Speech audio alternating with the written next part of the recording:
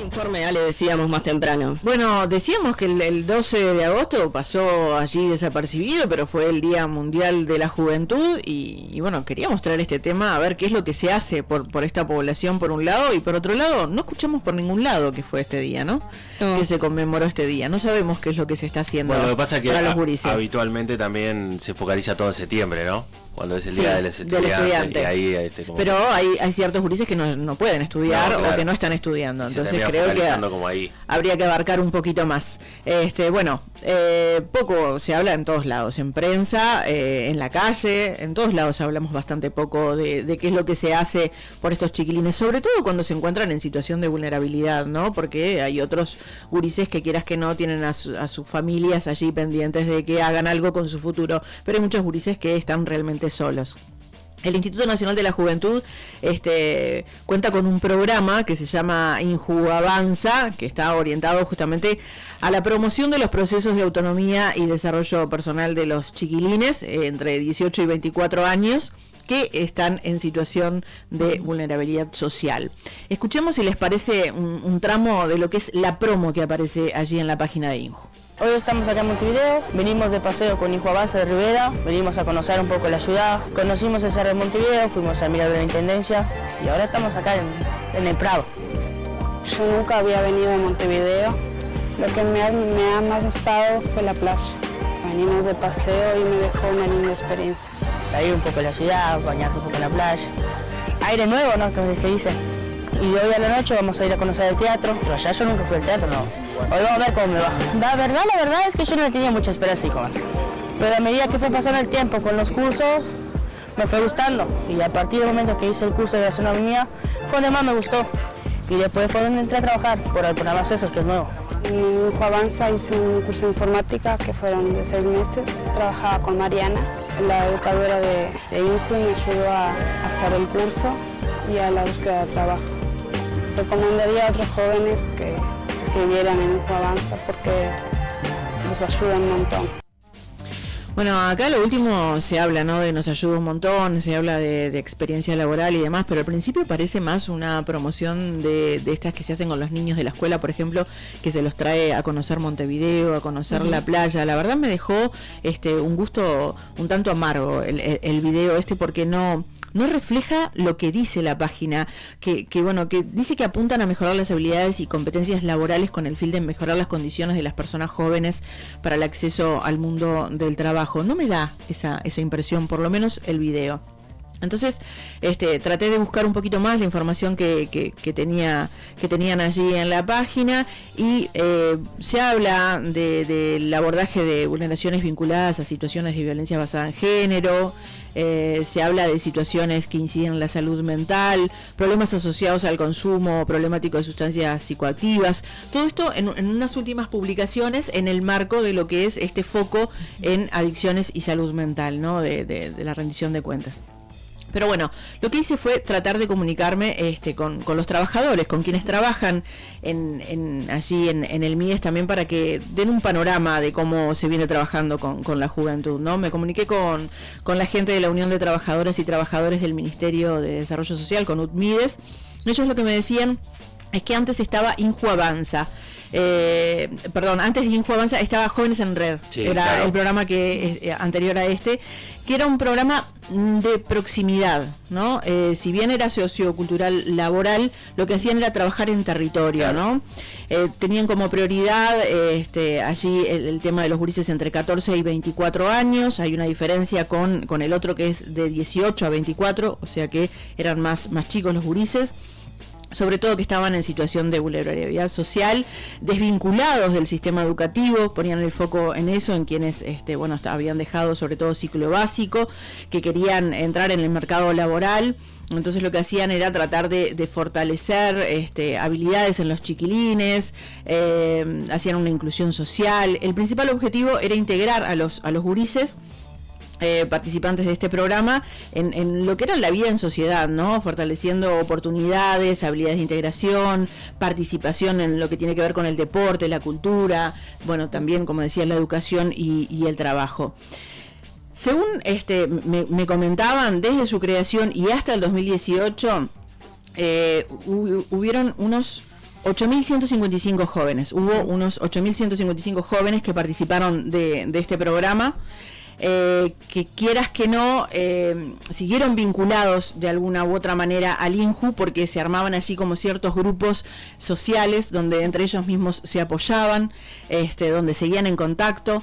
Esto lo que facilitaba obviamente era las articulaciones territoriales del equipo, ¿no?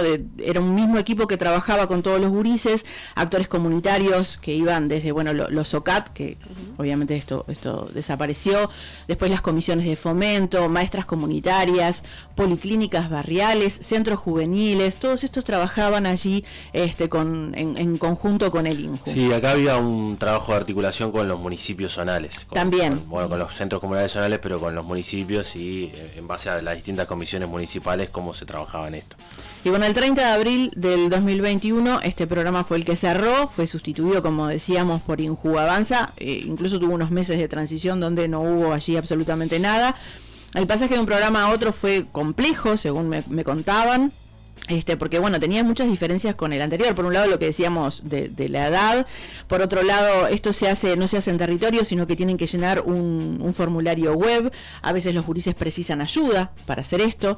Después el tema, se saca obviamente el tema de la humanidad y la proximidad que tenían los gurises de contar sus situaciones o aquellas cosas que les preocupaban a personas especialistas en jóvenes. Eso obviamente ya no estaba. Entonces hay una fuerte crítica, ¿no?, de parte de UTMIDES. Escuchemos un pedacito del diálogo con Ana Castelluccio, que es integrante del... Pero siempre entendemos que las políticas sociales y las políticas públicas son la iniciativa de los diferentes gobiernos y que bueno, los diferentes gobiernos también tienen la posibilidad de modificarlo según entiendan pertinente.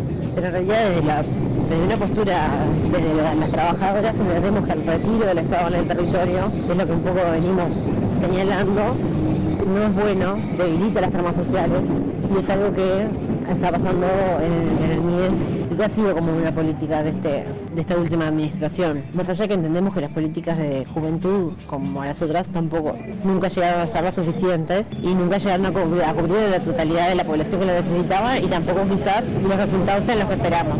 Teniéndose en cuenta, sí entendemos que lo que está fallando es esta cuestión del retiro de los programas del territorio, cuando en realidad es en el territorio donde las cosas suceden y donde se requieren las intervenciones. Bueno, ella dice entonces que no era suficiente como se venía trabajando, pero sí destaca el tema de la cercanía con los chiquilines, ¿no? Y después otro de los temas es que INJU Avanza no llega a todo el territorio, quedan 12 departamentos sin cobertura. Otro programa socioeducativa pasó a ser enlace, o sea, también cambió, pasó a ser enlace educativo y tiene como cometido la promoción y protección del derecho a la educación de calidad y a los aprendizajes para todas y todos. Este programa antes lo que hacía era trabajar con gurises, con jóvenes. Hoy por hoy lo que se hace es, se abre el abanico y en realidad es para toda la población, o sea que saca el foco nuevamente de lo que tiene que ver con aquellos chiquilines que necesitan un apoyo y una contención. Después está Primera Experiencia Laboral, que fue un programa que se implementó desde el inicio del INJU. La ley de reglamentación del empleo juvenil más actual era la 19.133, que fue allí del 2013. Actualmente esta ley fue derogada. Después la Primera Experiencia Laboral contaba con 150 a 220 cupos por cuota, ¿no?, de aquellas chiquilines que estaban en situaciones críticas, y al inicio de esta administración cierra el programa, dejando entonces sin posibilidad de ingreso laboral a estos 220 gurises. Después existe Yo Estudio y Trabajo, pero bueno, claramente tienen que estar estudiando los jóvenes, claro. No es para aquellos chiquilines que de alguna manera se desvincularon del sistema educativo. Si entran en la página del INJU, lo otro que van a encontrar es una encuesta nacional de adolescencia y juventud, pero fue en el 2018. O sea, hace un montón que no se hace un censo de esta población, no se los escucha a ver cuáles son las necesidades que tienen los chiquilines. Claro, que ahí es una cuestión, como vos pones acá, Ale, de varios organismos, ¿no? Que digo que los que tendrían que trabajar en esa encuesta. Sí, el MIDES, INJU, el INE, tienen que trabajar en conjunto para, escuchar a esta población. Y otro tema relevante a la hora de abordar la realidad de los chiquilines es obviamente la deserción que existe a nivel estudiantil, ¿no? Un 60% de los gurises abandonan la educación media básica, lo que claramente los perjudica después para entrar en el mercado laboral, ¿no? Para conseguir trabajo. Son más de 21.000 los chiquilines que se desvincularon del sistema educativo en la pandemia, con números estos hasta el 26 de enero del 2023. Todavía no tenemos obviamente estos últimos meses, pero 21.000 gurises se desvincularon, entonces dejaron de estudiar. De hecho, cuando la ANEP le hizo la consulta online a los docentes, no sé si se acuerdan, sobre los principales desafíos que atraviesa la enseñanza, ellos decían esto, ¿no? De que los chiquilines siguieran estudiando porque había una gran deserción por falta de motivación de los gurises. Yo con quien me comuniqué para estos datos fue con Gonzalo Irigoyen, que es del equipo de trabajo del consejero de la ANEP, Julián Mazzoni. Y él me decía que el porcentaje de estudiantes que interrumpió su asistencia a partir de agosto aumentó un 2% en 2018, de un 2% en 2018 a un 4% en 2022. O sea, se duplicó la cantidad de chiquilines que en agosto, porque todos sabemos que después de a mitad de año, después de las vacaciones de julio, es como que se hace más pesado para los gurises seguir estudiando, y en agosto cuando se hace allí el abandono más grande, ¿no?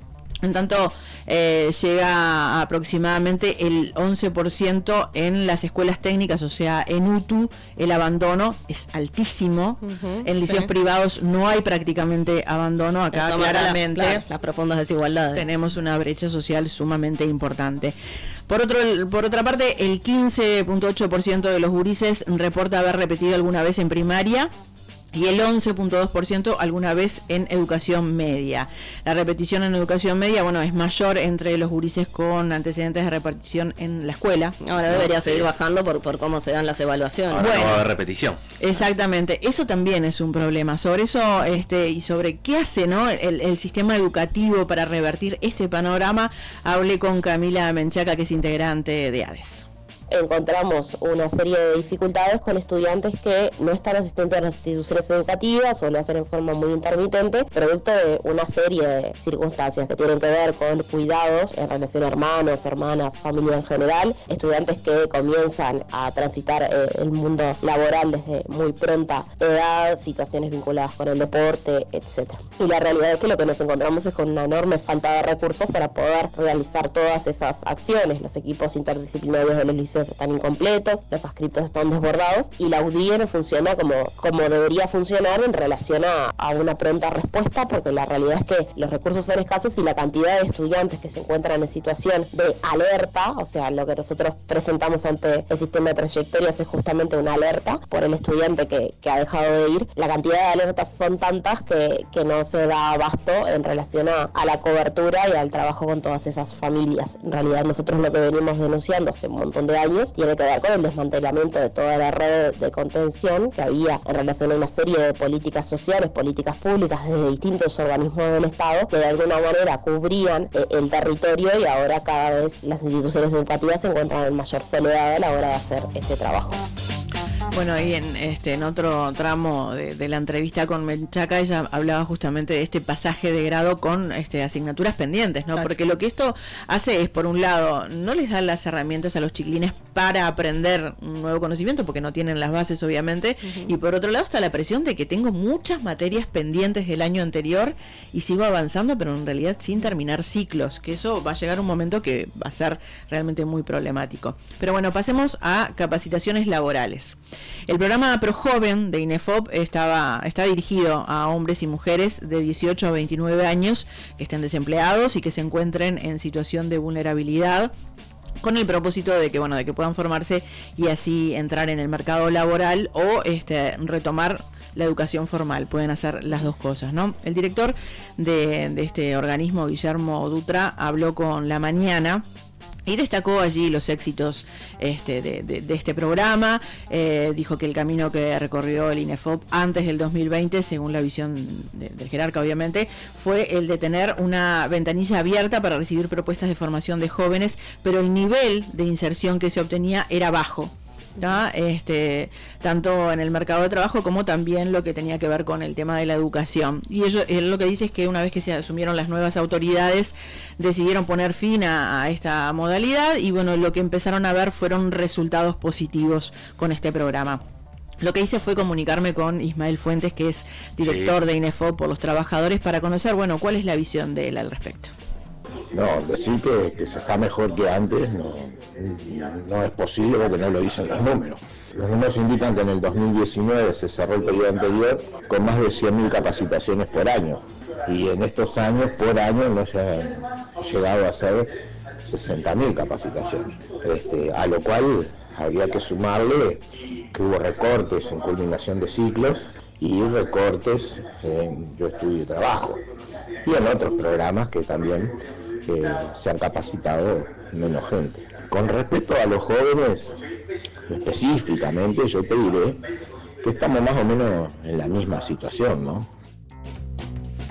Bueno, y ahora lo que decíamos, la rendición de cuentas, una rendición que pone el foco en la salud mental y las adicciones. Sí, bueno, y en ese marco hace poco, más de un mes más o menos, en el marco del Encuentro Nacional de Juntas Departamentales y Locales de Drogas, el titular del MIDES habló allí, anunció que se iban a abrir 7 centros de inclusión y promoción de salud mental, justamente dirigidos a los gurises. Es una prioridad de gobierno, de hecho se materializa en la rendición de cuentas, lo decíamos y lo señalábamos recién, el golpe más duro al narcotráfico está en la prevención. Si bajamos la demanda, claramente no hay espacio para la oferta y por eso desde el Ministerio tenemos 2 aspectos complementarios, por un lado el preventivo y por el otro tratamientos. En lo preventivo vamos a crear 7 centros en el año 2024 del INJU, que son centros de inclusión y promoción de salud mental, que va a alcanzar a 35.700 jóvenes a nivel país, 700, o sea 100% van a estar en forma permanente, 5.000 por centro van a estar en actividades grupales. La idea justamente que sea por una promoción positiva, es decir, evitar que se caiga en algún tipo de adicción o problemas vinculados a salud mental. Bueno, sobre estas políticas para los jóvenes que anunciaba allí el ministro Martín Lema, hablé con la diputada Micaela Melgar, exdirectora del programa Calle del MIDES también, durante el último gobierno del FA. Concretamente, uno de los programas que desapareció es Jóvenes en Red, pero también quiero mencionar otros que tenían que ver con la promoción de la inclusión educativa, por ejemplo. Uruguay tuvo un desafío muy grande con la pandemia, que implicó que un montón de chiquilines se quedaran solos, se quedaran aislados en su gran mayoría de sus redes de contención. El liceo o los centros educativos eran un espacio también de prevención de riesgos, eran un espacio de promoción de derechos, y esos gurises luego de la pandemia quedaron, yo creo que en una situación que requería de por lo menos un programa específico de inclusión educativa o de abordaje para esa población. O sea, el MIDES tiene que encargarse de eso también. Todo lo que tiene que ver con desafíos del desarrollo social ya no se trabaja más porque solo se intenta dar respuestas puntuales. Otro de los ejemplos que puedo dar tiene que ver con el abordaje en adicciones o en salud mental. Hoy la rendición de cuentas que estamos votando tiene un énfasis muy grande en eso. Sin embargo, el Ministerio de Desarrollo Social lo que puede decir es que hizo una campaña que estuvo muy bien, pero solamente es un hecho muy puntual. Si nosotros sabemos que el primer consumo de drogas en el Uruguay de adolescentes es alcohol y que es un problema sostenido, bueno, tendríamos que estar trabajando ahí y no tanto en otros temas que capaz que se basan más en el prejuicio, como por ejemplo asociar calle, personas en situación de calle a uso problemático de pasta base, por ejemplo, que es... Y bueno, en esta búsqueda, ¿no?, de diferentes visiones, me comuniqué con Marcelo Rosal, que es antropólogo, autor y coordinador del libro La pobreza urbana en Montevideo para INEFOP. Y él lo que me decía es que, por un lado, el levantamiento de los OCAT, después la reducción de Jóvenes en Red, ha sido como realmente perjudicial para los chiquilines, ¿no? Ha incrementado la problemática entre los jóvenes, y por otro lado destaca que los gurises que salen del INAU quedan en situación de calle, muchos de ellos, y acá está haciendo un estudio que lo que deja ver es que muchos chiquilines están siendo expulsados de sus casas, que no tienen la contención familiar y que se les dice que bueno, que tienen que abandonar el lugar, ¿no? Dice que esto está sucediendo después de la pandemia, que es un fenómeno que está sucediendo después de la pandemia, y esto lo que hace es obviamente incrementar el problema de adicciones, incrementar el problema de salud mental, ha incrementado la cantidad de gurises que intentan suicidarse, entonces hay que poner realmente el foco allí. Pero los que sí están en territorio y tienen acercamiento con los chiquilines son algunos colectivos, algunos centros barriales, clubes deportivos. Hemos hecho varias entrevistas aquí que afirman esto, ¿no? Uh-huh. Hablamos, ¿se acuerdan? Con Fabián del Centro de Educación Integral La Pascua. Exacto. Que nos contaba todo lo que hacían también con los vecinos, pero también con los gurises. Uh-huh. Ese es el caso de Mónica Mederos, que es trabajadora social en Giraluna, que es un centro de educación alternativa que trabaja con niños, con niñas, con adolescentes en Nuevo París. Necesitan sí o sí el acompañamiento en sus 19, 20 años para poder culminar esos estudios formales. Y ahí la competencia con lo que es el mercado del trabajo, que tampoco hay un mercado de trabajo que los esté esperando en las mejores condiciones, ni un adulto que esté esperando a los chiquilines, sino que por lo general esas primeras experiencias laborales salen por necesidad, por una necesidad como de independencia o de poder colaborar con el hogar, pero no en condiciones de formalidad o en propuestas que puedan acompañar también la continuidad educativa, sino que son trabajos informales. Eso es lo más común que vemos en realidad, y con lo que queremos poder generar otras propuestas. Y en eso de intentar generar otras propuestas, por lo general son propuestas que vienen más de la voluntad individual o de los proyectos a los que trabajamos, y no de una política estatal clara. No significa que pueden haber algunos programas o cosas que puedan arrimar o alguna propuesta laboral, pero que no son de fácil acceso. O sea, también se necesita un acompañamiento para acceder a eso, para llenar los formularios, para saber a dónde dirigirme, y también en el momento en que encuentro no significa necesariamente que vaya a acceder a algo, ¿no? Entonces todo eso, nosotros lo que vemos que se generan como espacios a veces de mucha soledad, y también en comparación con algunos que tuvieron la suerte de tener acompañamiento a veces en los centros de INAU, en los centros juveniles, o en otras propuestas en el liceo, también quedar como un poco solos en eso. Bueno, planteado entonces lo que decías al comienzo del tema de la cercanía. Exactamente. Y el territorio. Muchas gracias, Ale. Gracias, Ale.